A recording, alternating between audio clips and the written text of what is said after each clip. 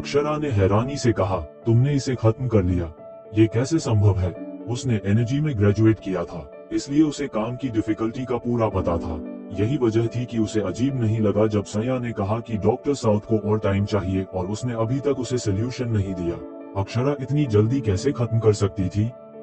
अक्षरा मुस्कुराते हुए बोली, मैं सब कुछ ऑर्गेनाइज करूंगी और तुम्हें बाद में भेज दूंगी और तुम देखोगे। अक्षय, वो मत भूलो जो तुमने मुझे प्रॉमिस किया था।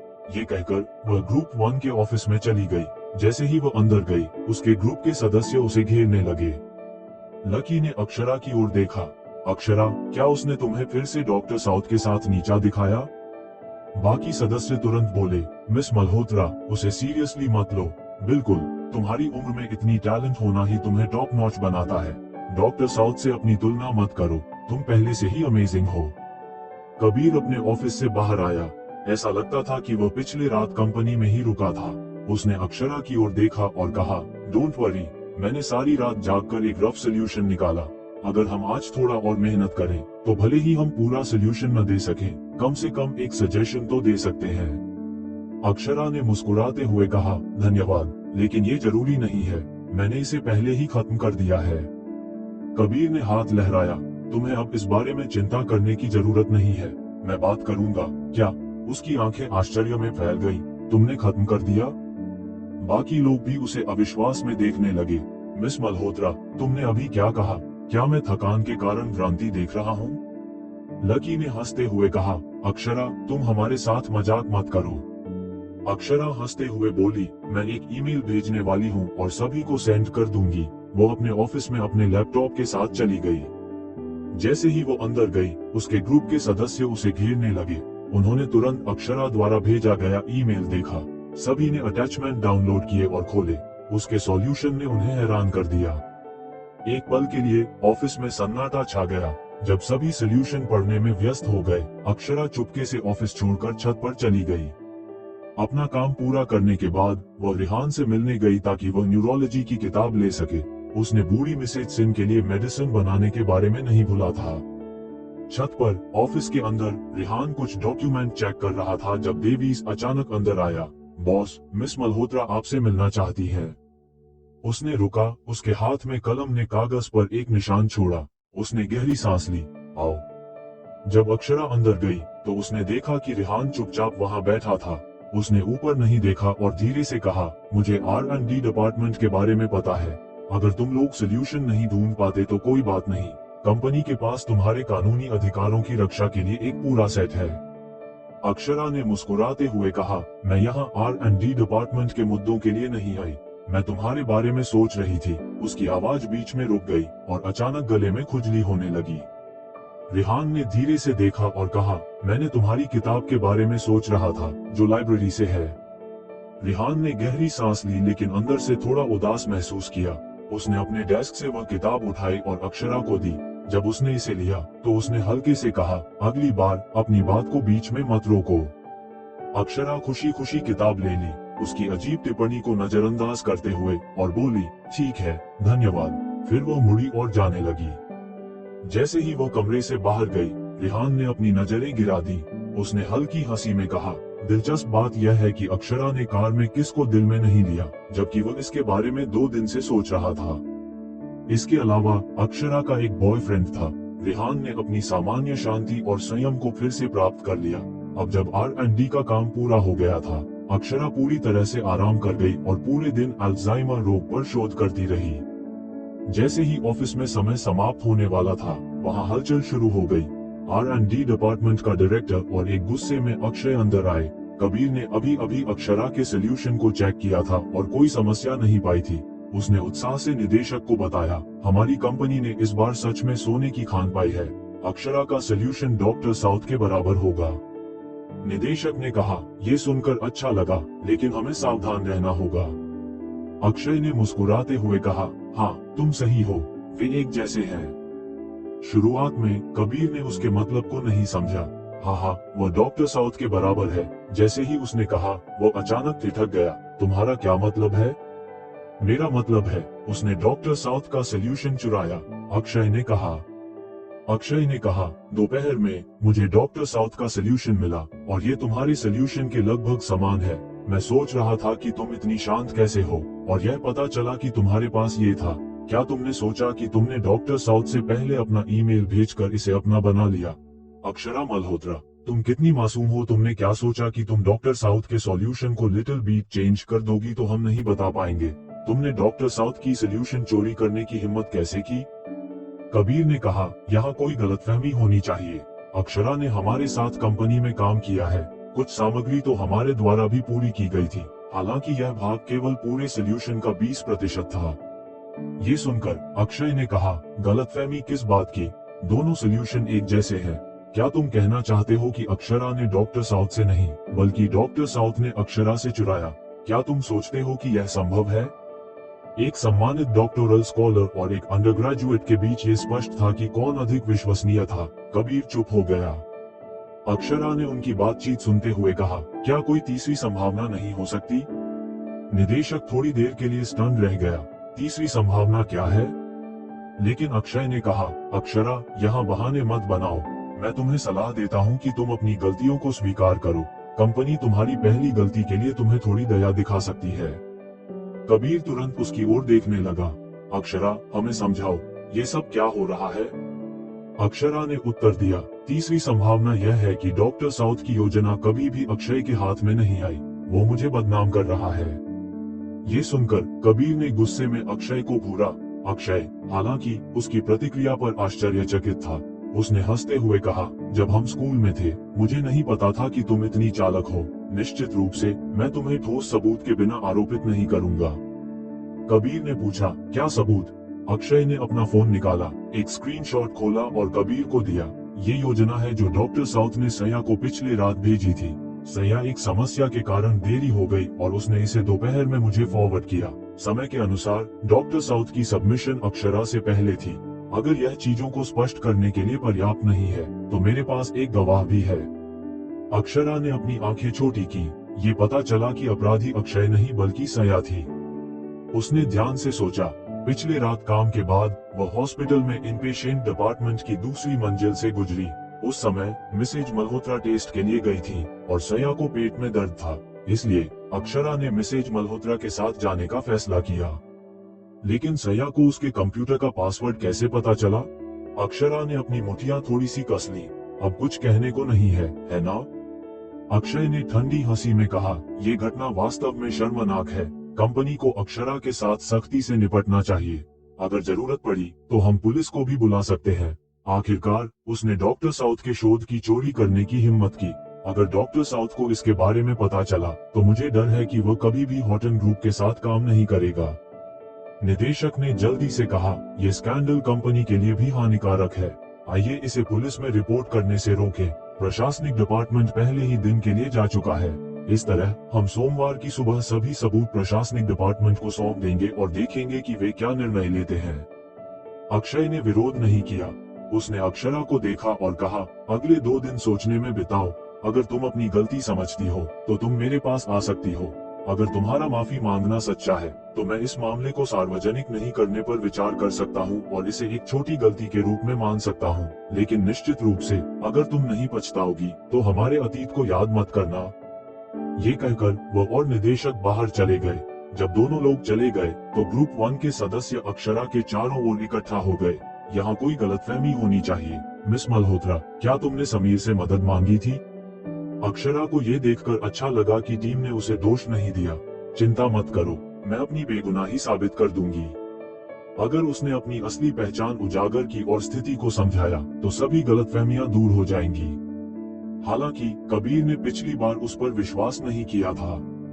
पेटेंट सर्टिफिकेट और कंपनी की मुहर जो उसकी पहचान साबित कर सकती थी, समीर ने एक प्रोजेक्ट के लिए विदेश भेजी थी। ऐसा लगता था कि वो अगले सोमवार को लौटेगा। इस बारे में सोचते हुए उसने मुस्कुराते हुए अपने सहयोगियों की ओर देखा। उस समय उनके चेहरे निश्चित रूप से मजेदार होंगे। काम से बाहर निकलने के बाद अक्षरा अंडरग्राउंड पार्किंग में गई। उसने बेंटले में बैठी लेकिन विहान को नहीं देखा। हालांकि आगे की सीट पर था। सर, मिसेस सिंह को छोड़ने के लिए एक मीटिंग है, वह बाद में चले जाएंगे। अक्षरा ने तुरंत कहा, मैं टैक्सी ले लूंगी, तुम्हें जरूरत नहीं है। सर ने कहा कि पहले तुम्हें छोड़ना है।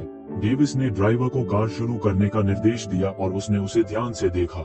मिस मल्होत्रा, तुम्हें अपने काम में जल्दी नहीं करनी चाहिए। डॉक्टर साउथ कोई ऐसा व्यक्ति नहीं है जिससे तुम बेवजह टकरा जाओ। तुमने R&D डिपार्टमेंट में काफी हलचल मचा दी है। अक्षरा ने मुस्कुराते हुए कहा, मैं समझती हूँ, मैं ध्यान रखूंगी। डेविस ने कहा, यह मत सोचो कि बूढ़ी मिसेस सिन और बॉस द्वारा संरक्षित होने से तुम कुछ भी कर सकती हो। शोध के क्षेत्र में चोरी और प्लेजरिज्म सबसे असहनीय है। अक्षरा ने अपने ईयरफोन निकाले, उन्हें अपने कानों में डाल लिया और उसकी आवाज को बंद कर दिया। डेविस चुप हो गया। कार जल्दी ही अस्पताल पहुंच गई। जब अक्षरा सीढ़ियों पर चढ़ रही थी, उसे दूसरी मंजिल पर राज ने रोक लिया। शिरली तुमसे मिलना चाहती है। उसने शिरली के वार्ड में राज का पीछा किया। मिसेज मल्होत्रा को डिस्चार्ज होने वाला था और रोहिणी ने पहले ही उसकी चीजें पैक कर दी थी, लेकिन वे स्पष्ट रूप से अक्षरा का इंतजार कर रही थी। मिसेज मल्होत्रा ने उसे आते देखा और तुरंत पूछा, अक्षरा, यह क्या है कि तुमने डॉक्टर साउथ की योजना चुराई? मुझे नहीं लगता कि यह कुछ ऐसा है जो तुम करोगी। राज ने कहा, अब तो सबूत सामने है। अक्षय ने उसे केवल एक चेतावनी दी क्योंकि वो मल्होत्रा परिवार का हिस्सा है। विश्वास करने के लिए क्या है?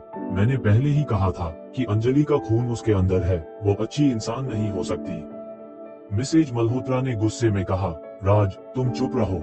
अक्षरा, बोलो, क्या हो रहा है? मिसेज मल्होत्रा की चिंतित अभिव्यक्ति ने अक्षरा की आंखों में आंसू ला दिए। उसे पता था कि मिसेज मल्होत्रा उसकी परवाह करती है। जैसे ही वो बोलने वाली थी, सया ने ऐसे व्यवहार किया जैसे उसे अन्याय हुआ हो। अक्षरा, तुम इतनी मूर्खता कैसे कर सकती हो? मैं जानती हूँ कि तुम सिंह ग्रुप में कुछ हासिल करना चाहती हो ताकि बूढ़ी मिसेस सिंह और सर से अधिक सम्मान प्राप्त कर सको, लेकिन तुम जो चाहोगी वो नहीं ले सकती। अगर तुम डॉक्टर साउथ की योजना चाहती थी तो तुम मुझसे बता सकती थी, मैं तुम्हें दे देती। तुमने मेरे कंप्यूटर से इसे क्यों चुराया? अक्षरा ने मुस्कुराते हुए कहा, सया, तुम जानती हो कि मैं ऐसा नहीं कर सकती। सया ने एक गलतफहमी का चेहरा बनाते हुए कहा, क्या तुम मुझे कवर करने के लिए मजबूर कर रही हो, या मुझे लोगों से कहना चाहिए कि तुम्हारी योजना डॉक्टर साउथ की तरह है और सब कुछ बस एक संयोग है? अक्षरा ने कहा, बिल्कुल, ये संयोग नहीं है। तुम जानती हो कि मैंने ये काम नहीं किया है। राज ने गुस्से में कहा, तुमने गलती की और अब तुम अपनी बहन पर कीचड़ उछालने की कोशिश कर रही हो। तुम्हें सजा मिलनी चाहिए। मिसेज मल्होत्रा तुरंत बोली, राज, शांत रहो। हमें इस मामले को समझदारी से सुलझाना होगा। राज ने कहा, लेकिन अगर यह सच है तो हमें इसे स्वीकार करना होगा। मिसेज मल्होत्रा ने कहा, हमें पहले सुनना चाहिए कि अक्षरा क्या कहती है। वो हमारी बेटी की तरह है। अक्षरा ने मुस्कुराते हुए कहा, मैं सब कुछ स्पष्ट कर दूंगी, बस मुझे एक मौका दो। तभी राज ने गुस्सा करते हुए कहता है, देख रही हो, ये अभी अभी ग्रेजुएट हुई और अपने आप को डॉक्टर साउथ से कंपेयर कर रही है। तभी मिस मल्होत्रा बोलती, रुको, ये अभी प्रूव हो जाएगा अक्षरा ने ये सब किया है कि नहीं। तभी उसने डॉक्टर साउथ को मैसेज करने के लिए अपना फोन निकाला। ये देखकर सनाया टेंशन में आ गई। अक्षरा ने इंस्टिंक्टिवली अपना फोन निकाला। उसे सच में सया के सामने मिसेस मल्होत्रा के साथ कोई बवाल नहीं करना था। अगर सच सोमवार को दूसरों के जरिए बाहर आता तो यह अभी आमने सामने की बहस करने से बेहतर था। उसे मोस्टली डर था कि मिसेस मल्होत्रा बहुत परेशान हो जाएंगी, जिससे उनकी सेहत पर असर पड़ सकता है। लेकिन अब जब मिसेस मल्होत्रा ने कॉल किया तो उसे सया का राज रखने की जरूरत नहीं थी। जैसे ही कॉल आई, सया दौड़ते हुए मिसेस मल्होत्रा के पास गई और तुरंत फोन काट दिया। माँ, नहीं। मिसेस मल्होत्रा स्टन रह गई। उन्होंने अपनी भौहें तिरछी की और पूछा, ये क्यों किया? सया ने अपने होंठ काटते हुए कहा, मैंने अभी अक्षय से बात की और उसने कहा कि हमें इस मुद्दे को बढ़ाना नहीं चाहिए और इसे अंदर ही संभालना चाहिए। अगर डॉक्टर साउथ को पता चला तो भले ही वो अक्षरा को नहीं डांटे, लेकिन सिंह ग्रुप को डॉक्टर साउथ के लिए माफी के तौर पर कुछ सजा दिखानी पड़ेगी, जो और भी गंभीर सजा का कारण बन सकती है। मिसेस मल्होत्रा ने थोड़ा रुकते हुए कहा, क्या ऐसा है? हाँ। सया ने अक्षरा की तरफ देखा। उसकी आंखों में एक चालाकी की चमक थी। अक्षरा, तुम्हारे खिलाफ सबूत है और तुमने डॉक्टर साउथ को नाराज किया है। तुम्हारे लिए सबसे अच्छा होगा कि तुम तुरंत माफी मांगो और कंपनी को एक सिंसियर अपॉलजी लेटर भेजो। फिर मैं तुम्हारे खिलाफ कोई कार्रवाई नहीं करूंगी और मिस्टर सिंह तुम्हारे प्रति सिंह ग्रुप की ओर से जरूर नर्म होंगे। ये सुनकर राज ने कहा, शर्ली, क्या तुमने ये सुना? अक्षरा के साथ कुछ गंभीर नहीं होगा। तुम हर चीज के बारे में ज्यादा चिंता करती हो। अक्षरा चुप रही। उसने अपने फोन की ओर देखा। अगर वह अब वापस कॉल करती तो सच साफ हो जाता, लेकिन क्या मिसेस मल्होत्रा इसे स्वीकार कर पाएंगी? मिसेस मल्होत्रा कितनी अच्छी और ईमानदार इंसान थी। वह सिर्फ चाहती थी कि उनके बच्चे स्वस्थ रहें, ईमानदार रहें और कभी गलत रास्ते पर न जाएं। क्या वह स्वीकार कर पाएंगी कि उनकी अपनी बेटी वास्तव में एक चालाक व्यक्ति है? अक्षरा कुछ समय चुप रही और अंततः मिसेस मल्होत्रा की ओर देखा। उसने पहले रास्ता बनाने का फैसला किया। मिसेस मल्होत्रा, मैं इतनी बेवकूफ नहीं हूँ। अगर मैं प्रोजेक्ट पूरा नहीं कर पाती तो यह कोई बड़ी बात नहीं होती। मुझे डॉक्टर साउथ के सॉल्यूशंस चुराने की जरूरत नहीं है। इसके अलावा क्या आपने कभी सोचा है कि क्या डॉक्टर साउथ ने सिंह ग्रुप को तकनीकी सहायता देने के लिए सहमति दी थी? उसकी बात सुनकर मिसेस मल्होत्रा ने अपने होंठ कसे। सया ने बीच में ही कहा, मैंने पहले ही ये मॉम को समझाया है। मैंने उसकी फोन ली और डॉक्टर साउथ को बिना उसकी जानकारी के कॉल किया और उसने पहले ही सहमति दे दी। जैसे ही अक्षरा इसका खंडन करना चाहती थी, राज ने गुस्से में कहा, अक्षरा, तुमने कोई पछतावा नहीं किया।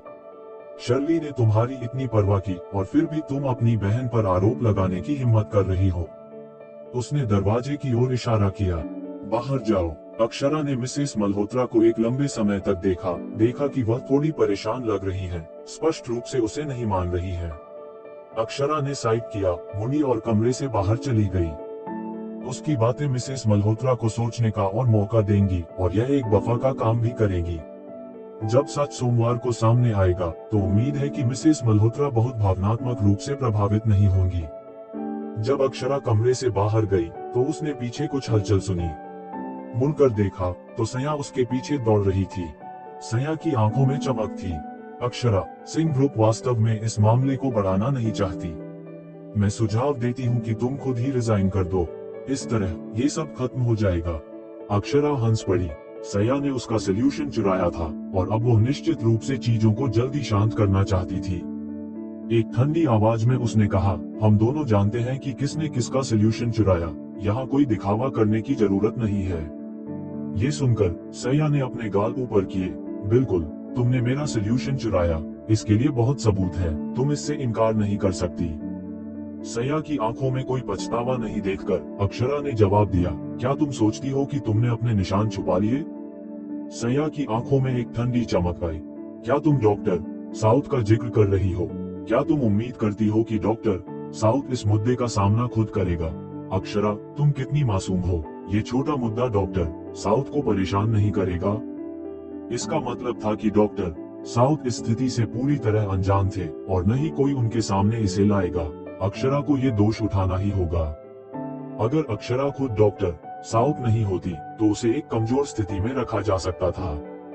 अक्षरा ने मुस्कुराते हुए कहा, सया, जब तुम एक अंधेरे रास्ते पर बार बार चलती हो तो तुम भूतों से जरूर मिलोगी। ये कहते हुए वह आगे बढ़ गई।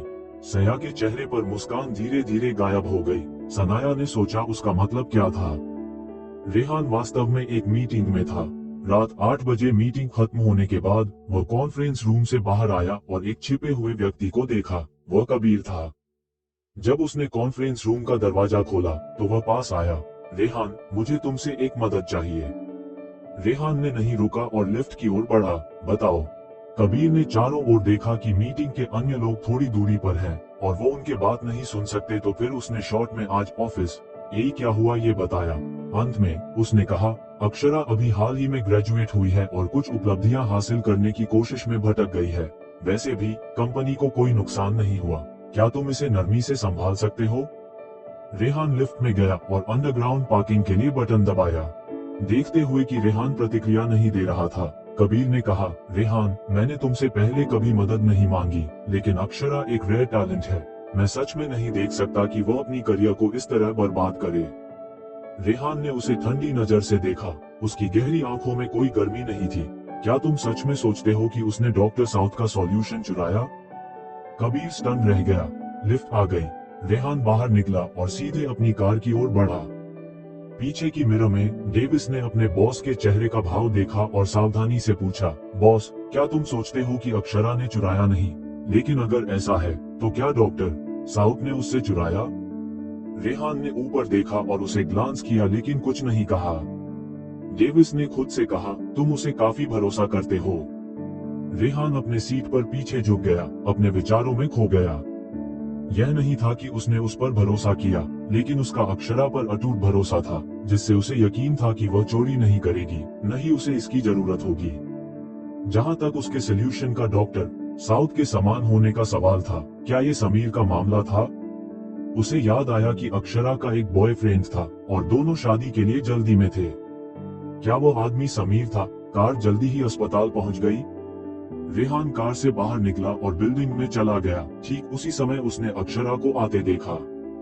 कॉरिडोर की बस थोड़ी सी रोशनी थी और ज्यादातर लोग पट्टेदार मरीजों की गाउन पहने हुए थके हुए लग रहे थे। केवल अक्षरा की रंगत चमकीली थी। उसकी सामान्य चाल में भी एक अलग कॉन्फिडेंस थी, जैसे वो इस अस्पताल में एकमात्र सुंदरता हो। रेहान का चेहरा अनजाने में नर्म हो गया। दोनों पुराने मिसेज सिंह के वार्ड के दरवाजे पर मिले। रेहान ने कमरे में नहीं गया, लेकिन इंडिफरेंटली पूछा, क्या तुम्हें किसी मदद की जरूरत है? अक्षरा ने थोड़ी देर रुककर मुस्कुराते हुए कहा, नहीं। रेहान की आवाज अचानक ठंडी हो गई। तुम्हें मेरी मदद की जरूरत नहीं है, तो क्या तुम समीर के पास जा रही हो? ठीक है, मैं मानता हूँ कि मैंने सीमा पार कर दी। अक्षरा ने सिर हिलाया, मुझे उसकी मदद चाहिए। वो मेरी पहचान बेहतर तरीके से बता सकता है। उसकी बात सुनकर रेहान ने रुककर पूछा, तुम्हारी पहचान? रेहान ने अपनी आंखें संकुचित की। कौन सी पहचान? क्या समीर का गर्लफ्रेंड होने के नाते? इस पल में उसने अपने दिमाग में सब कुछ जोड़ लिया। अक्षरा चोरी नहीं करेगी और सॉल्यूशन बहुत जटिल था। कबीर ने कहा कि कोई भी डॉक्टर साउथ के अलावा इसे इतनी जल्दी पूरा नहीं कर सकता। तो कहीं अक्षरा का यह प्लान समीर द्वारा पतो नहीं दिया गया होगा, लेकिन समीर ने डॉक्टर साउथ को सूचित नहीं किया। अन्यथा डॉक्टर साउथ इसे अलग से अक्षय को नहीं भेजता, जिससे ये गलतफहमी पैदा होती। बिजनेस की दुनिया जटिल थी। समीर ने बिना उसे सूचित किए डॉक्टर साउथ का प्लान क्यों लिया? क्या वह सच में अक्षरा के लिए चीजें स्पष्ट करेगा? रेहान ने बेचैनी से पूछा, क्या तुम सुनिश्चित हो कि वह आएगा? बिल्कुल। क्या तुम उस पर इतना भरोसा करती हो? हाँ। कब समीर ने कभी अक्षरा के आदेशों का पालन करने की हिम्मत की थी? उसका मैटर ऑफ फैक्ट एटीट्यूड अचानक रेहान को थोड़ा फ्रस्ट्रेट करने लगा। उसे केवल अक्षरा को प्यार में पागल पाया। अचानक उसने उसे याद दिलाया, मिस मल्होत्रा, यह मत भूलो कि हम अभी भी कानूनन पति पत्नी हैं। मैं नहीं चाहता कि कोई अफवाहें शुरू हो। अक्षरा हैरान रह गई। उसने थोड़ी भ्रमित नजरों से उसे देखा, यह नहीं समझते हुए कि वह अचानक ऐसा क्यों कह रहा है। ये देखकर रेहान और अधिक फ्रस्ट्रेट हो गया। उसने अपनी टाई ढीली की और सख्ती से कहा, जब तक हमारी शादी कानूनी है, मैं उम्मीद करता हूँ कि तुम अपना व्यवहार ठीक रखो। ये शब्द कहकर वो वार्ड में चला गया। अक्षरा नहीं जानती थी कि क्या कहे। क्या इस आदमी की मीटिंग आज सफल नहीं रही? कितना चिड़चिड़ा, उसकी बातें पूरी तरह से बेतुकी थीं। उसने इसके बारे में ज्यादा नहीं सोचा, लेकिन उसके पीछे वार्ड में गई और पुराने मिसेज सिंह के साथ बैठ गई। हॉस्पिटल के बाहर रेहान ने डेविस को निर्देश दिया, समीर के बारे में पता लगाओ। जी। डेविस बहुत प्रभावी था। आधे घंटे के भीतर उसने समीर के बारे में सारी जानकारी इकट्ठा कर ली। बॉस, ये तुम्हारे फोन पर भेज दिया गया है। रेहान ने अपने फोन पर फाइल खोली और समीर के बारे में बेसिक इंफॉर्मेशन देखा। वह 27 साल का है, कैम्ब्रिज यूनिवर्सिटी का शानदार छात्र। 3 साल पहले वह डॉक्टर साउथ का एजेंट बना, जो उसकी कंपनी को वही चलाता है। पिछले 3 वर्षों में वह मेहनती और स्थिर रहा है और अब कंपनी पब्लिक होने की तैयारी कर रही है। रेहान ने नीचे स्क्रॉल करना जारी रखा, लेकिन कोई और जानकारी नहीं मिली। उसने थोड़ा सा माथा सिकोड़ते हुए कहा, बस इतना ही? डेविस हैरान रह गया। उसने समीर का विश्वविद्यालय का ट्रांसक्रिप्ट भी पाया था और बॉस को अभी भी यह पर्याप्त नहीं लगा। उसने भ्रमित होकर पूछा, क्या तुम? रेहान ने हल्के से कहा, उसका पर्सनल लाइफ। डेविस का मुंह आश्चर्य से खुल गया, लेकिन वह जल्दी ही संभल गया। मैं तुरंत इसकी जांच करता हूँ। आधे घंटे बाद डेविस ने जानकारी रेहान के मोबाइल फोन पर भेज दी।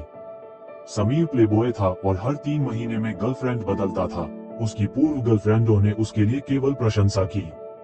वर्तमान में वह कई महिलाओं के साथ था। स्पष्ट रूप से एक आदर्श बॉयफ्रेंड नहीं था। अक्षरा के उस पर विश्वास के बारे में सोचते हुए रेहान हंस पड़ा। उसने अपना फोन उठाया और वार्ड में चला गया। ये सबूत दिखाने के लिए तैयार था। लेकिन जैसे ही वो अंदर गया, उसने देखा कि उसकी दादी पढ़ने के चश्मे के साथ कुछ किताब पढ़ रही है और अक्षरा जमीन पर बैठकर कुत्ते के साथ खेल रही थी। छोटा कुत्ता जिसका नाम रियो था अपना सिर उठाकर उसकी ओर तेजी से पूंछ हिलाने लगा। अक्षरा के चेहरे पर मुस्कान थी। वह बेहद खूबसूरत लग रही थी। उसकी मुस्कान अद्भुत थी, जैसे वह दुनिया की सबसे शुद्ध सुंदरता हो, जिससे लोग इसे नष्ट नहीं करना चाहें। उसने थोड़ी देर रुककर अपने फोन को कस लिया। क्या उसे ये क्रूर सच बताना चाहिए? एक पल के लिए रेहान ठहर हो गया। क्या हुआ? पुरानी मिसेज सिंह ने अचानक पूछा, उसे संदेह से देखते हुए। रेहान ने अपने होठों को दबाया और जल्दी से अपना फोन बंद कर दिया। कुछ नहीं। हालांकि पुरानी मिसेज सिंह ने उस पर विश्वास नहीं किया। तुम अपनी पत्नी को इतनी देर से देख रहे हो, क्या कुछ नहीं हो सकता? क्या तुम्हें उससे कुछ कहना है? ये सुनकर अक्षरा ने ऊपर देखा। उसकी आंखों में चमक थी। रेहान कुछ नहीं कह सका। उसके चेहरे पर गर्मी की लहर दौड़ गई, इसलिए उसने जल्दी से अपनी नजरें हटा ली और अपनी गला साफ किया। तुम बहुत अच्छी लग रही हो दादी। क्या तुम अस्पताल से छुट्टी लेने के लिए तैयार हो? ये सुनकर पुरानी मिसेज सिंह ने तुरंत अपनी छाती पकड़ी, कमजोर चेहरा बनाते हुए कहा, तुम लड़के, मेरी छाती अभी भी दर्द कर रही है। भी मिसेज सिंह ने सोचा अगर वो अभी हॉस्पिटल से डिस्चार्ज हो जाती हैं तो रेहान और अक्षरा फिर से अलग रहने लगेंगे। इसीलिए उन्होंने छाती दर्द का बहाना बनाया। अब जैसा कि उसकी दूसरी रात में उसने वार्ड को फिर से सजाया। उसने वार्ड में 2 आरामदायक बिस्तर रखे, एक उसके लिए और एक अक्सर के लिए, और बाहरी लिविंग रूम में एक सोफा बिस्तर रखा रेहान को सोने के लिए। ये थोड़ा छोटा हो सकता है और जीवन थोड़ा कठिन हो सकता है, लेकिन कम से कम दोनों एक दूसरे को रोज देख सकते हैं। जब वे एक दूसरे के लिए भावनाएं विकसित करेंगे तो वह अपनी बहू को सिंह परिवार में वापस लाएगी। इस बारे में सोचते हुए पुरानी मिसेज सिंह हंस पड़ी। उसकी छाती में कोई दर्द नहीं था। रेहान कुछ नहीं कह सका, अक्षरा भी नहीं। वह रात बिना किसी घटना के बीत गई। अगली सुबह अक्षरा न्यूरोलॉजी पर एक किताब पढ़ रही थी जब अचानक उसे लकी का कॉल आया। अक्षरा, अभी विश्वविद्यालय आओ, प्रोफेसर शर्मा के साथ कुछ हुआ है। अक्षरा ने भौहें सिकोड़ते हुए कहा, ठीक है। उसने गंभीरता से खड़े होकर तेजी से हॉस्पिटल के एग्जिट डोर की ओर बढ़ी। जब वो सीढ़ियों से नीचे जा रही थी तो उसने एक टैक्सी बुलाने की तैयारी की। पीछे से डेविस की आवाज आई, मिस मल्होत्रा, मिस्टर सिंह ने मुझे तुम्हें छोड़ने के लिए कहा है। अक्षरा थोड़ी देर के लिए रुकी और मना नहीं किया। दिल्ली यूनिवर्सिटी। जैसे ही गाड़ी अकादमिक बिल्डिंग के सामने रुकी, अक्षरा जल्दी से उतरी और प्रोफेसर शर्मा के ऑफिस की तरफ भागी। ऑफिस का दरवाजा पूरा खुला हुआ था और वहां बच्चों का एक झुंड तमाशा देखने के लिए खड़ा था। अक्षरा अंदर पहुंची तो देखा कि प्रोफेसर शर्मा गुस्से में तमतमाए हुए डीन ऑफ एनर्जी कॉलेज को घूरते हुए बोले जा रहे थे। वो गुस्से से बोले, एक स्टूडेंट की पढ़ाई और उसका फ्यूचर उसकी लाइफ को सेट करता है। ऐसे कैसे आप उसे मनमानी करके निकाल सकते हो? पिछली बार बोला कि उसका कैरेक्टर खराब है, बैकग्राउंड सही नहीं है, और बिना मेरी परमिशन के उसकी पोस्ट ग्रेजुएट की सिफारिश कैंसिल कर दी। और आज अगर तुमने मुझे सही जवाब नहीं दिया तो मैं तुम्हें यहाँ से जाने नहीं दूंगा। अक्षरा ये सुनकर थोड़ी देर रुक गई। उसे लगा कि प्रोफेसर शर्मा के साथ कुछ गड़बड़ हुई है। क्या वो उसके लिए लड़ रहे थे? लेकिन निष्कासित उसने डीन की तरफ देखा और सुना कि वो सख्त लहजे में कह रहे थे, मुझे अभी अभी खबर मिली है कि उसने डॉक्टर साउथ का सॉल्यूशन चुरा लिया और कहा कि ये उसकी अपनी खोज है। ऐसे स्टूडेंट से हमारी यूनिवर्सिटी की इमेज खराब होती है। अब हमें तो कुछ करना ही पड़ेगा। प्रोफेसर शर्मा गुस्से में बोले, ये नामुमकिन है। अक्षरा ऐसी इंसान नहीं हो सकती। डीन ने तंज कसते हुए कहा, ये अंदरूनी खबर है, झूठ नहीं हो सकती। हम डॉक्टर साउथ को प्रोफेसर के तौर पर बुलाने वाले हैं और अगर हमने इसे सजा नहीं दी तो हम उनका भरोसा कैसे जीतेंगे? तुम्हें पता है कितनी यूनिवर्सिटियां उन्हें लाने के लिए कोशिश कर रही हैं? प्रोफेसर शर्मा को बात समझ में आ गई। वो बोले, तो ये सब डॉक्टर साउथ के लिए किया जा रहा है, लेकिन याद रखो मैं उसका एडवाइजर हूँ। मैं कभी भी उसे निकालने वाले पेपर पर साइन नहीं करूंगा। डीन गुस्से में बोले, शर्मा जी, आप इतना जिद्दी कैसे हो सकते हैं? अक्षरा मल्होत्रा और डॉक्टर साउथ की तुलना करना तो मजाक है, और वैसे भी आप भी कोई इतने बड़े आदमी नहीं है। ये सुनकर अक्षरा आगे आई और सीधा बोल पड़ी, अगर प्रोफेसर शर्मा नहीं होते तो आज डॉक्टर साउथ भी नहीं होते, तो क्या होगा आगे? क्या कभी सब लोग जान पाएंगे डॉक्टर साउथ का राज? जानने के लिए सुनते रहिए ये नॉवल। हेलो नमस्कार दोस्तों, नोवेल स्टोरी को हिंदी में सुनने के लिए हमारे चैनल को सब्सक्राइब कीजिए। तो चलिए अब कहानी की ओर आते हैं। अक्षरा झूठ नहीं बोल रही थी। जब वह पहली बार कॉलेज में आई थी तो उसे अपना विषय काफी उबाऊ लगता था, लेकिन जब उसने प्रोफेसर शर्मा का एक क्लास अटेंड किया तभी उसने ये तय किया कि वह इसी विषय में अपना करियर बनाएगी। कहा जा सकता है कि प्रोफेसर शर्मा उसके लिए सोर्सेज ऑफ इंस्पिरेशन थे। अक्षरा की बातों ने पूरे ऑफिस में सन्नाटा फैला दिया। प्रोफेसर शर्मा और डीन दोनों उसे देखने लगे। डीन ने भौहें चढ़ाकर गुस्से में कहा, तुम क्या बकवास कर रही हो? जैसे ही अक्षरा अपनी असली पहचान बताने वाली थी, लकी जो उसके पास खड़ा था झट से उसके सामने आ गया। अक्षरा ने सही कहा, अगर मेरे प्रोफेसर जैसे अग्रणी नहीं होते तो आज डॉक्टर साउथ कहाँ होते? वो चिल्लाया, नई ऊर्जा, न्यू एनर्जी पर रिसर्च तो हाल के वर्षों में शुरू हुआ है, लेकिन मेरे प्रोफेसर पिछले 20 सालों से इस पर काम कर रहे हैं। उनके और अन्य प्रोफेसरों के प्रयासों के बिना आज की उपलब्धियां संभव नहीं थी। डीन साहब, जो बातें आपने कही वे बिल्कुल गलत थीं। अगर खुद डॉक्टर साउथ यहाँ होते तो उन्हें हमारे प्रोफेसर को अपने सीनियर के रूप में संबोधित करना चाहिए था। डीन उसकी बातों से हक्का बक्का रह गया और दरवाजे पर खड़े छात्रों को देखने लगा। वे सभी प्रोफेसर शर्मा के पोस्ट ग्रेजुएट छात्र थे और गुस्से से उसे घूर रहे थे। डीन ने गला साफ किया और बोला, हाँ, शायद मेरी बातें थोड़ी अनुचित थीं, लेकिन डॉक्टर साउथ का क्षेत्र में जो स्थान है वह अडिग है और यह सभी को मालूम है। डॉक्टर साउथ पूरी रिसर्च टीम अकेले बना सकते हैं, जिससे नई ऊर्जा के विकास को बड़ी गति मिलती है। तो अक्षरा मल्होत्रा, तुमने उनकी योजनाएं चुराई कैसे? ये तो सरासर बकवास है। अक्षरा ने शांति से जवाब दिया, मैंने ऐसा कुछ नहीं किया। डीन ने व्यंग्य में कहा, मल्होत्रा ग्रुप के पास सबूत और गवाह दोनों हैं। अगर तुम अभी भी अपना अपराध नहीं मानोगी तो भी तुम इससे बच नहीं पाओगी। अक्षरा मल्होत्रा, चूंकि तुम खुद यहाँ आए हो, इससे मुझे तुम्हें बुलाने की जरूरत नहीं पड़ेगी। तुम विश्वविद्यालय से निष्कासित हो चुकी हो। मैं जल्द ही एक घोषणा करूंगा ताकि तुम्हारे शर्मनाक कृत्य से स्कूल की प्रतिष्ठा को और नुकसान न पहुंचे। प्रोफेसर शर्मा गुस्से में बोले, डीन साहब, अक्षरा मल्होत्रा ने साफ साफ कहा है कि उसने कुछ नहीं किया। मामले की अभी जांच होनी बाकी है और आपके पास उसे निष्कासित करने का कोई वैध कारण नहीं है। डीन ने उसे देखा और कहा, हमें इस मामले को छुपाकर रखना होगा ताकि यह न लगे कि डॉक्टर साउथ किसी छात्र को सहन नहीं कर सकते। आधिकारिक रूप से अक्षरा को अनुशासनहीनता के कारण निष्कासित किया जा रहा है। मुझे पता चला है कि वह हमेशा लेट होती है, कई क्लास मिस करती है और असाइनमेंट्स में 0 लाती है। इसी वजह से स्कूल ने उसे निकालने का निर्णय लिया है। ये सुनकर अक्षरा स्तब्ध रह गई। कहते हैं कि बिना क्लास मिस किए कॉलेज का अनुभव अधूरा है। कौन छात्र कभी कभार क्लास बंक नहीं करता? वह भी कई बार क्लास मिस कर चुकी थी क्योंकि उसे लगता था कि जो पढ़ाया जा रहा है वो उसके लिए बहुत आसान है, इसलिए वह क्लास में नहीं जाती थी। लेकिन जब प्रोफेसरों ने देखा कि वो परीक्षा में परफेक्ट स्कोर लाती है तो उन्होंने ज्यादा सवाल नहीं किए। किसने सोचा था कि यही बात आज उसके खिलाफ इस्तेमाल की जाएगी? अक्षरा का चेहरा गंभीर हो गया। प्रोफेसर शर्मा गुस्से से कांपते हुए बोले, ये सरासर बेशर्मी है। मैं फिर कहता हूँ, मैं इस दस्तावेज पर हस्ताक्षर नहीं करूंगा। अक्षरा मेरी छात्रा है और मेरे बिना हस्ताक्षर के आप उसे निष्कासित नहीं कर सकते। डीन ने सख्ती से कहा, प्रोफेसर शर्मा, आप साफ तौर पर अड़ियल हैं। अगर आप स्कूल के फैसले में सहयोग नहीं करेंगे तो मुझे आपको सस्पेंड करना पड़ेगा। प्रोफेसर शर्मा ने गुस्से में कहा, सस्पेंड करना है तो कर दो। क्या तुम्हें लगता है मैं डरता हूँ? डीन हंस पड़ा। प्रोफेसर शर्मा, अगर आपको सस्पेंड कर दिया गया तो आपके पोस्ट ग्रेजुएट छात्रों को गाइड करने वाला कोई नहीं रहेगा। उनका ग्रेजुएशन डिफेंस कैसे होगा? आपके पास 6 पोस्ट ग्रेजुएट छात्र हैं, है ना? तो क्या आप सभी को 1 साल के लिए डिले करने की योजना बना रहे हैं? डीन के इस तर्क ने माहौल और भी तनावपूर्ण बना दिया। अक्षरा ने कदम बढ़ाया और कहा, डीन साहब, सीनियर अधिकारी क्या आज मौजूद हैं? प्रोफेसर शर्मा ने निराश होकर कहा, वे सभी क्लास में एक कॉन्फ्रेंस में गए हैं, स्कूल प्रिंसिपल और वाइस प्रिंसिपल सहित। अक्षरा ने हल्की मुस्कान दी। प्रोफेसर, आप कुछ दिनों के लिए घर पर आराम कीजिए। सीनियर्स के लौटने पर हम बात करेंगे।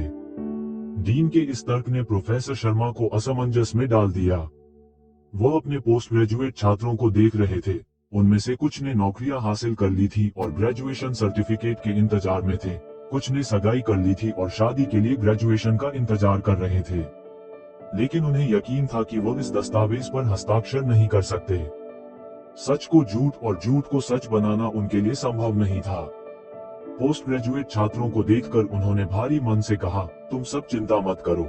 अगर मुझे सस्पेंड भी किया गया तो मैं प्रिंसिपल और वाइस प्रिंसिपल के लौटने का इंतजार करूंगा और उनके सामने अपील करूंगा। मैं तुम्हारे ग्रेजुएशन में देरी नहीं होने दूंगा। अक्षरा ने एक कदम आगे बढ़ते हुए कहा, प्रोफेसर, आप इसे कुछ दिनों की छुट्टी समझ लीजिए। सोमवार तक मेरे पास आपके लिए एक जवाब होगा। पोस्ट ग्रेजुएट छात्र हैरान और परेशान नजर आ रहे थे। वे समझ गए थे कि प्रोफेसर का ये फैसला उनके हित में है, लेकिन अक्षरा की यह बात, जैसे उसने हल्के में कह दिया हो कि कुछ दिनों की छुट्टी ले लो, उन्हें बहुत अजीब लगी। लकी ने तुरंत कदम बढ़ाया और अक्षरा से कहा, अक्षरा, अगर तुम्हें कुछ समझ नहीं आ रहा है तो चुप रहना बेहतर होगा। अक्षरा उसकी तरफ देखकर शांत हो गई। उसने खुद प्रोफेसर शर्मा को घर छोड़ा। रास्ते में प्रोफेसर शर्मा चिंतित होकर बोले, अक्षरा, तुम मल्होत्रा ग्रुप से कैसे निपटोगी? डॉक्टर साउथ की प्रतिष्ठा तुम्हें कुचलने के लिए काफी है। कौन तुम पर यकीन करेगा? एक इतने नामी प्रोफेसर तुम्हारे समाधान को चुराने की जरूरत क्यों महसूस करेंगे? प्रोफेसर शर्मा की नजर में उनकी होनहार छात्रा और डॉक्टर साउथ के बीच का यह विवाद साफ तौर पर दिखा रहा था कि डॉक्टर साउथ ने अक्षरा के शोध नतीजों को चुराने की कोशिश की थी। लेकिन अक्षरा सिर्फ मुस्कुरा दी। प्रोफेसर, डॉक्टर साउथ ने मेरा समाधान नहीं चुराया। प्रोफेसर शर्मा चौंक गए। तो फिर यह अध्ययन असल में किसने किया? अक्षरा ने ठंडे स्वर में कहा, मैंने। और फिर हल्की मुस्कान के साथ बोली, या आप कह सकते हैं इसे डॉक्टर साउथ ने किया।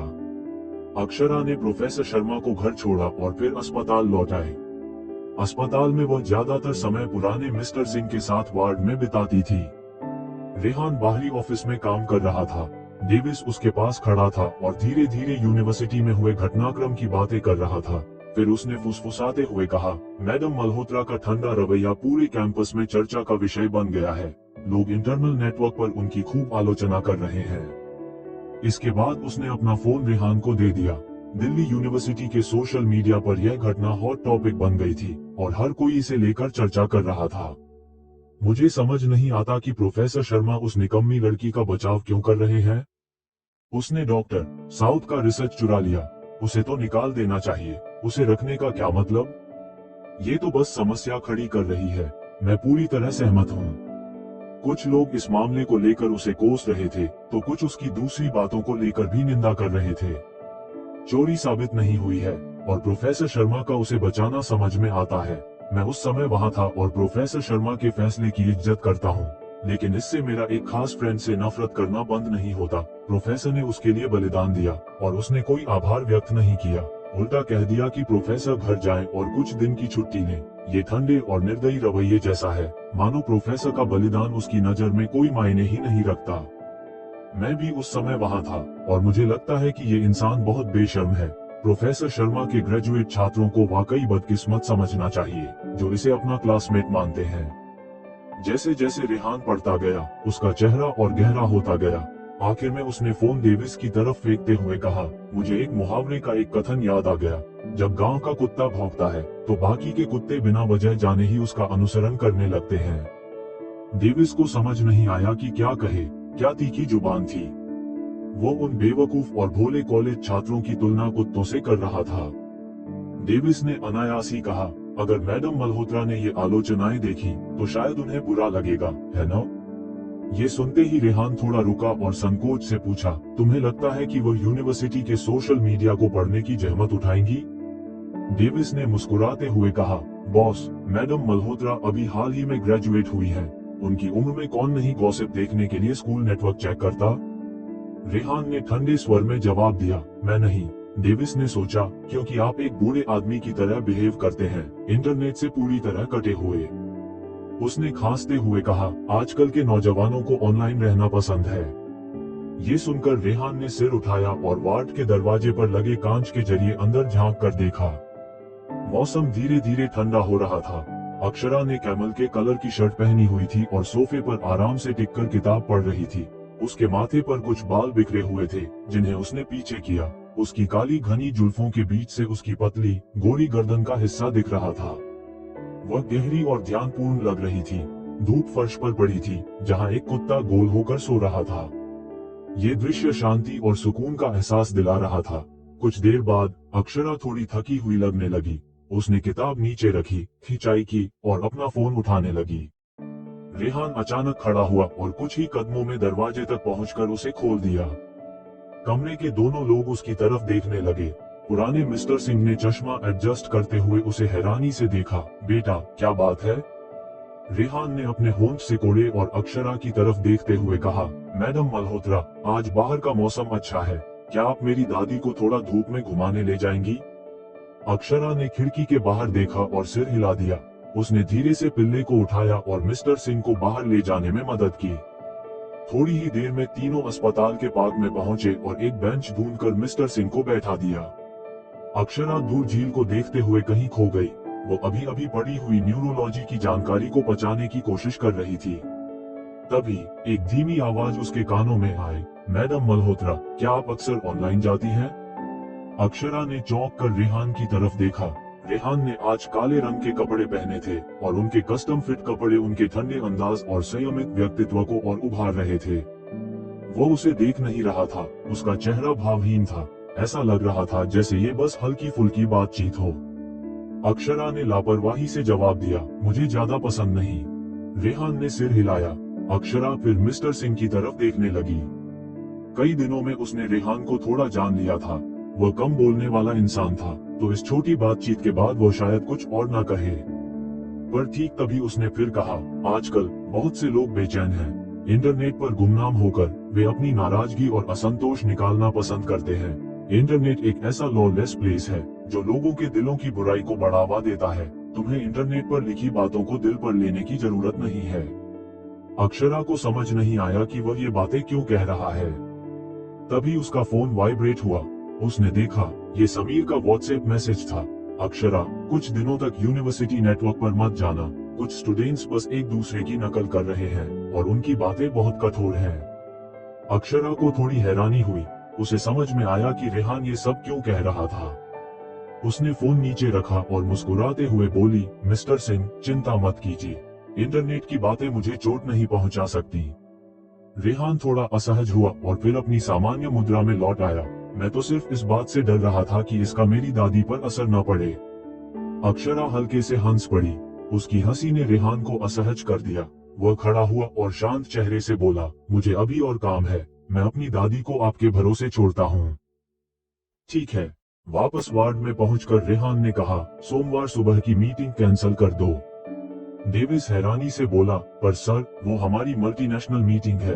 ठीक है, मैं अभी कैंसिल कर देता हूँ। उसने रेहान की तरफ अजीब निगाहों से देखा। क्या रेहान सोमवार को खुद जाकर प्रशासनिक विभाग में अक्षरा का बचाव करने वाला था? उसे बेचैनी होने लगी। रेहान सिंह ने जब से सिंह ग्रुप का कार्यभार संभाला था, कई लोग असंतुष्ट थे। अगर उसने पर्सनल वजहों से नियम तोड़ दिए। डेविस को अचानक गुस्सा आया। अक्षरा ने बस कुछ दिनों पहले ही कंपनी ज्वाइन की थी और उसने बॉस के लिए इतनी बड़ी परेशानी खड़ी कर दी है।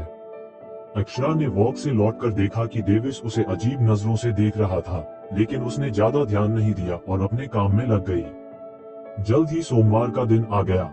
नाश्ते के बाद जब अक्षरा सिंह ग्रुप जाने की तैयारी कर रही थी, तभी उसका फोन वाइब्रेट हुआ।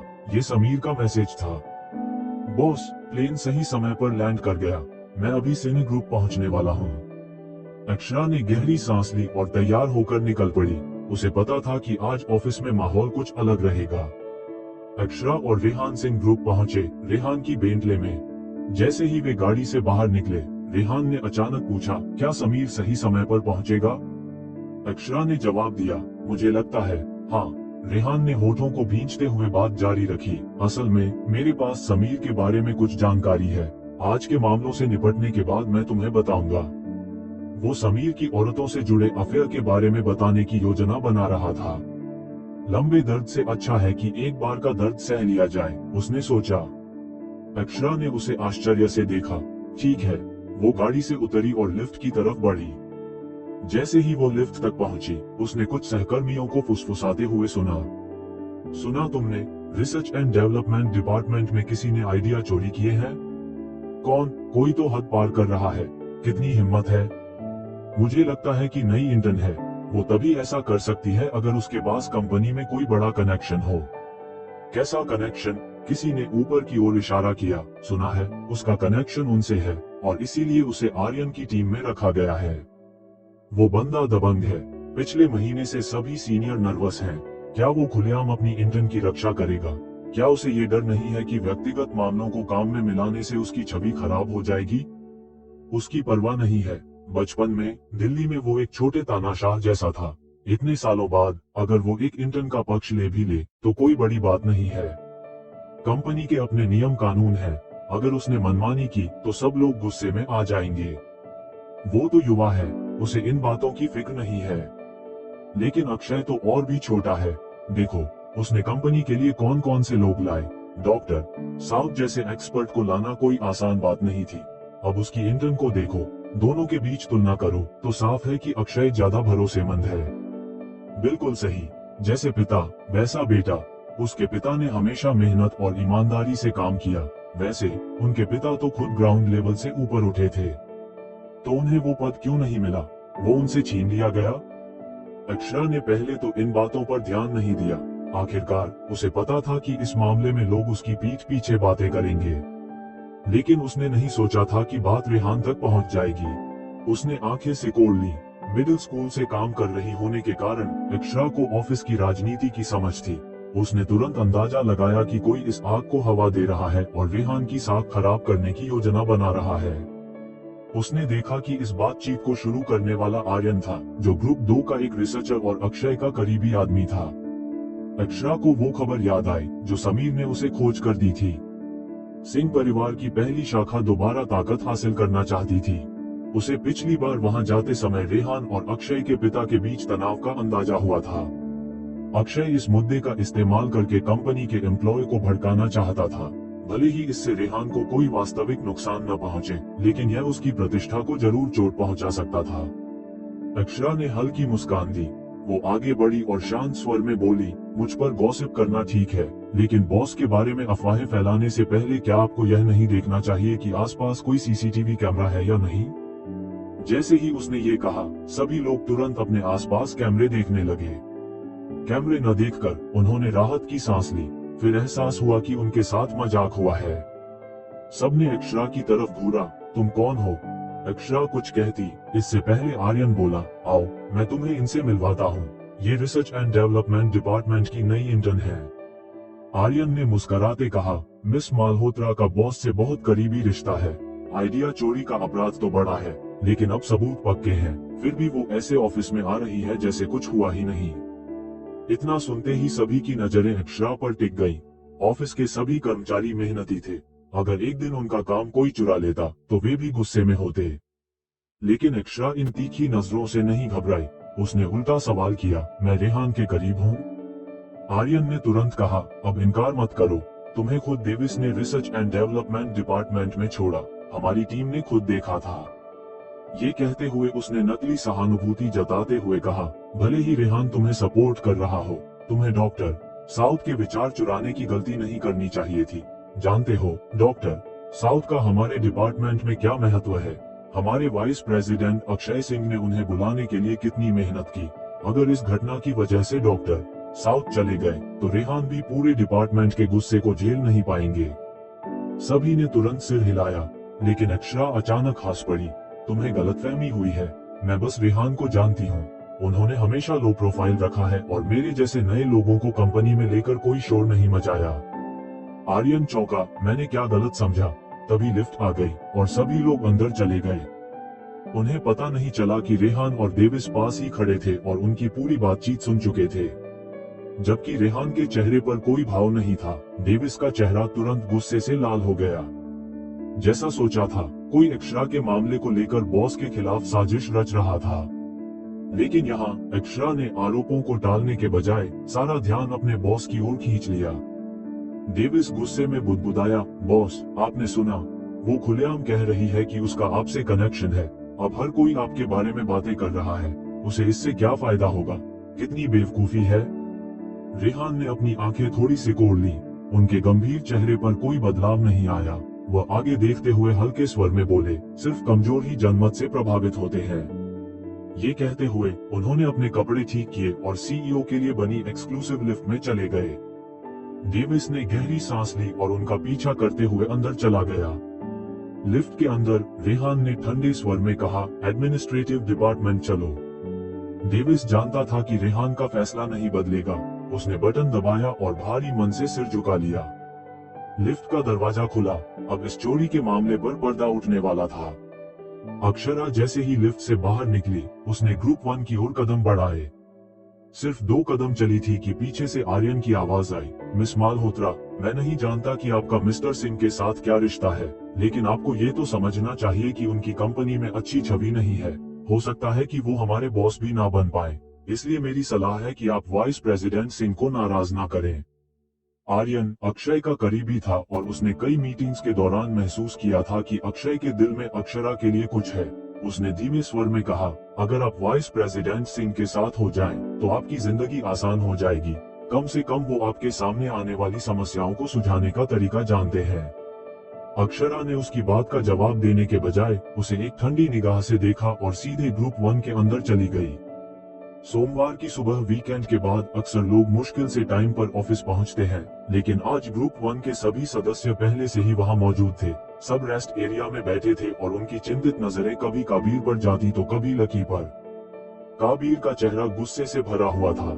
जैसे ही अक्षरा अंदर आई, सब लोग एक झटके में खड़े हो गए। ऐसा लग रहा था जैसे वे कुछ कहना चाहते हो लेकिन कह नहीं पा रहे थे। लकी जल्दी से उसके पास आया, अक्षरा, वो यूनिवर्सिटी वाला मामला। वो अपनी बात पूरी करता, इससे पहले ही R&D डिपार्टमेंट के डायरेक्टर दरवाजे पर खड़े होकर बोले, काबीर, अक्षरा मालहोत्रा, चलिए, एडमिनिस्ट्रेटिव डिपार्टमेंट में सब हमारा इंतजार कर रहे हैं। काबीर ने अपनी भौहें सिकोड़ ली और खड़ा हो गया। उसने अक्षरा को देखा और कहा, चलो। एडमिनिस्ट्रेटिव डिपार्टमेंट की ओर जाते समय रास्ते में अक्षय अचानक बोल पड़ा, मुझे लगा था पिछले 2 दिनों में तुम मुझे फोन करोगी। उसके चेहरे पर आत्मविश्वास झलक रहा था और उसकी आवाज पूरे कॉरिडोर में गूंज रही थी। अक्षरा ने उसकी तरफ देखा तक नहीं और चुपचाप चलती रही। अक्षय ने फिर कहा, वैसे आज एडमिनिस्ट्रेटिव डिपार्टमेंट के साथ साथ 2 गेस्ट भी होंगे। एक तो दिल्ली यूनिवर्सिटी के प्रिंसिपल और दूसरे न्यूक्लियर एनर्जी कॉलेज के डीन। डीन को तुम्हारे डॉक्टर साउथ की योजना चुराने वाले मामले के बारे में पता चल गया है और वो तुम्हें यूनिवर्सिटी से निकालने की बात कर रहे हैं। तुम्हें तो ये मालूम होगा, है ना?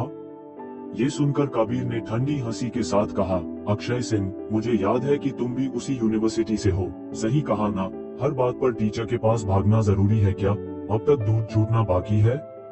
अक्षय ने ठंडे स्वर में जवाब दिया, मैं भी दिल्ली यूनिवर्सिटी से हूँ, इसलिए मैं उसकी इज्जत पर आंच नहीं आने दूंगा। अगर ये सच हुआ तो कोई रियायत नहीं दी जाएगी। अक्षरा, अब भी तुम्हें अपनी गलती कबूलने का मन नहीं है? अक्षरा ने धीमे स्वर में जवाब दिया, मैंने कुछ गलत नहीं किया, क्या कबूल करूं? तुमसे उम्मीद करना ही बेकार है। कॉन्फ्रेंस रूम में जैसे ही वो लोग कॉन्फ्रेंस रूम पहुंचे, अक्षय और डायरेक्टर अंदर चले गए। अक्षरा भी पीछे चलने लगी। तभी काबीर ने उसके कंधे पर हाथ रखा और कहा, मैं तुम्हारा बॉस हूँ। अगर तुमसे कोई गलती हुई है तो जिम्मेदारी मेरी बनती है। भले ही अक्षय डॉक्टर साउथ को यहाँ बुलाकर आमने सामने खड़ा कर दे, मैं तुम्हारा बचाव करूंगा। काबीर ऐसा बोलते हुए अंदर चला गया, मानो किसी युद्ध के मैदान में जा रहा हो। अक्षरा ने सोचा, इसकी जरूरत नहीं थी। वो धीरे धीरे चलते हुए कमरे में दाखिल हुई, जहाँ पहले से ही दर्जन भर लोग बैठे थे। एडमिनिस्ट्रेटिव डिपार्टमेंट के सभी लोग गंभीर चेहरों के साथ वहां मौजूद थे। कमरे के बीच में दिल्ली यूनिवर्सिटी के प्रिंसिपल और न्यूक्लियर एनर्जी कॉलेज के डीन बैठे थे। अक्षरा के आश्चर्य की सीमा नहीं रही जब उसने देखा कि रेहान भी वहां मौजूद था। कॉन्फ्रेंस रूम में माहौल, रेहान ने हल्के से अपनी नजरें अक्षरा पर डाली। उसकी सूट में बटन से लेकर टाई तक पूरी तरह परफेक्ट थी, जो उसके व्यक्तित्व की सख्ती और अनुशासन को दर्शाती थी। हालांकि उसकी निगाह अक्षरा पर ज्यादा देर नहीं टिकी। ऐसा लग रहा था जैसे वो यहाँ सिर्फ एक मूक दर्शक है। डेविस, जो रेहान के साथ खड़ा था, का चेहरा कुछ खट्टा हो गया। उसने अक्षरा को गुस्से भरी निगाहों से देखा, मानो उसे अपनी उपस्थिति से चिढ़ हो। लेकिन अक्षरा ने उसकी परवाह नहीं की। उसने हल्की मुस्कान के साथ उन्हें देखा और अंदर चली गई। सभी की निगाहें अक्षरा पर एडमिनिस्ट्रेटिव डिपार्टमेंट के हेड ने प्रक्रिया शुरू की। वाइस प्रेसिडेंट अक्षय, आपने कहा कि आपके पास सबूत है, कृपया उसे पेश करें। अक्षरा ने ध्यान से देखा। उसे अब तक ये समझ नहीं आया था कि अक्षय किस सबूत की बात कर रहा है। अक्षय ने अपने फोन पर कुछ देखा और कहा, अच्छा हुआ वो लोग भी आ गए। दरवाजे पर दस्तक हुई। आर्यन ने 2 महिलाओं को अंदर आने दिया। सबूत का खुलासा, ये दोनों महिलाएं सया और अंजलि थी। सया बिल्कुल शांत थी।